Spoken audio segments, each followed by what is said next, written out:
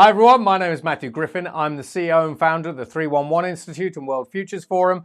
I'm a futurist and I look up to 50 years out. And today we're going to be talking about how you deepfake it till you make it. So you can probably guess what this presentation is going to be about. Now, when we actually have a look at the future of deepfakes, especially, deepfakes are part of two different trends. So firstly, they are part of the synthetic content trend. They're also part of the trust trend, and I'll show you why a little bit later, but you can probably already guess why. Now, we'll start off here. Now, when we have a look at synthetic content, could artificial intelligence ever make a blockbuster movie? The kind of blockbuster movies, the good blockbuster movies that we actually see coming out of Disney or Netflix or Amazon Prime or whoever your favorite studio is, Warner Brothers, for example. Now, consider this. So firstly, while we have artificial intelligences that are increasingly good at creating different things, when we talk about using an artificial intelligence to create a movie without human input or intervention, that's an entirely different ballgame. So firstly, the artificial intelligence needs to understand basically what the plot is. It needs to understand what the beginning, middle, and end of the movie is, could look like, might be. It needs to understand tempo and flow. It needs to understand how to put characters together with personalities, basically, that people watching the movie will empathize with. Now, we already have deepfake technologies that let us create what we call full body deepfakes, like this one here. Now, in addition to that, if we are putting a movie together, the artificial intelligence needs to be able to put together landscapes, scenery, settings and everything else, but it needs to create all of this within the context of the movie that it's created. Now, in addition to that, when we start talking about bringing other characters in, artificial intelligence needs to understand what other characters could we bring in, what do they bring to the plot, how would they interact with the plot, as well as the main cast of characters. And then, of course, sound. What kind of sound do you want for your movie? So this is where, when we start looking at all of this, you can tell it gets complicated. So the answer is yes. In time, artificial intelligence will be able to create its own movie because it will be able to understand what good looks like because it can look at movie reviews. It can understand what perspective is. It can create scripts. We've already seen it creating scripts for adverts that have already won awards. And it needs to know all these other things. It needs to know how to create special effects, but the right special effects. It needs to understand that if you crash a car into a lamppost, the car doesn't turn into bubbles, and so on and so forth. Or maybe it does, depends on the movie. So there's lots and lots of different things that artificial intelligence needs to understand before we get to the point where we push a magic AI button and it creates a blockbuster movie. But when we have a look at all of the individual synthetic content pieces of the puzzle that we need, the ability of AI to create synthetic audio, synthetic text, synthetic images, synthetic characters, synthetic special effects, synthetic virtual reality or simulated worlds, and so on and so forth, we already have these technologies here, and they're also getting a lot better exponentially. Now, consider this.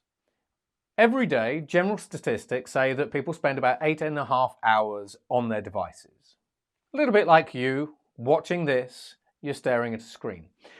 Over 235 million people rely on the creative industry for their jobs. That's $6 trillion of GDP.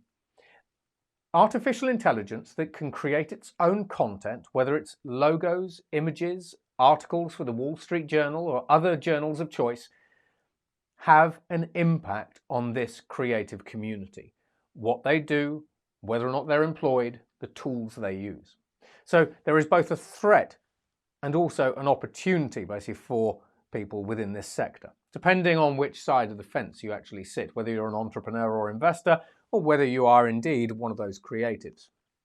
Now, if I want to influence your behaviors and opinions, bearing in mind that the online world increasingly is responsible for influencing your opinions and behaviors, whether it's Google search that shows you particular news topics that it thinks you might be interested in, that are maybe right-wing or left-wing or liberal or whatever it happens to be.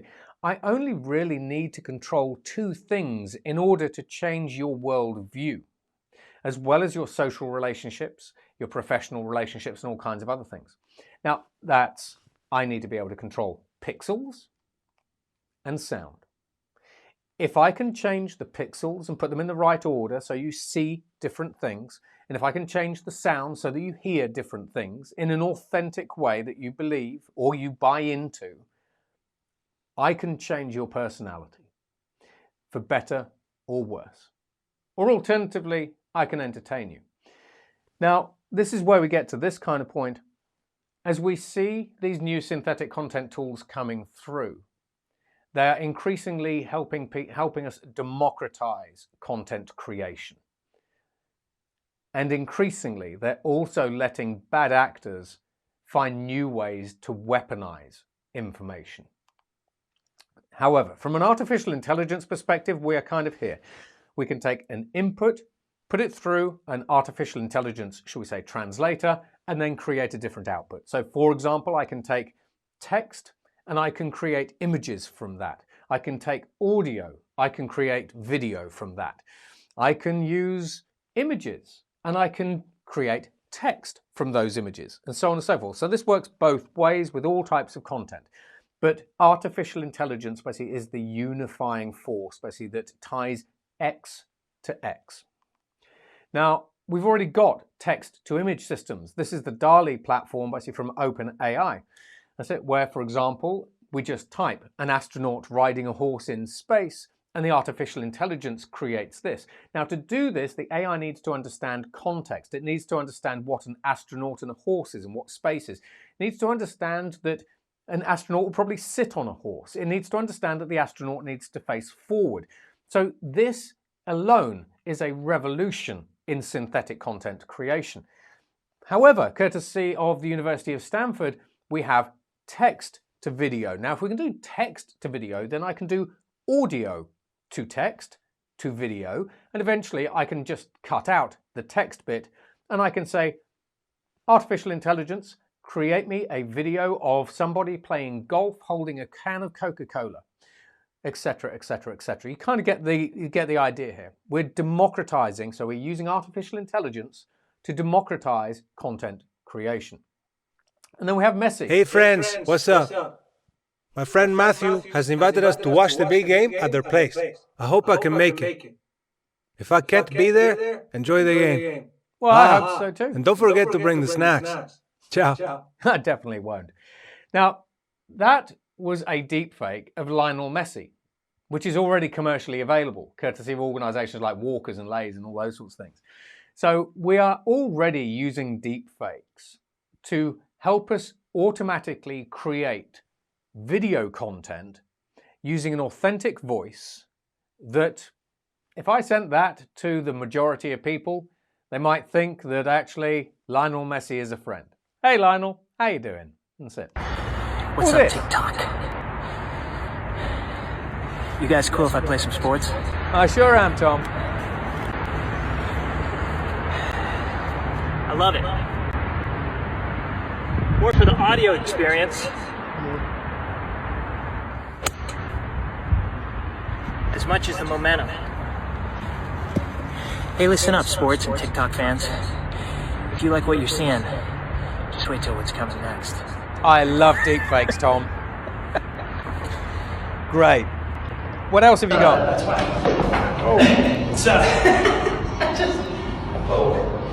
Okay, TikTok. Impression time. This is a 5-second impression of a snapping turtle coming out of its shell. Tom Cruise is a great actor, remember. Did it mess up my hair? Yeah, it did. Nope. No, it did. It did mess up your hair, literally.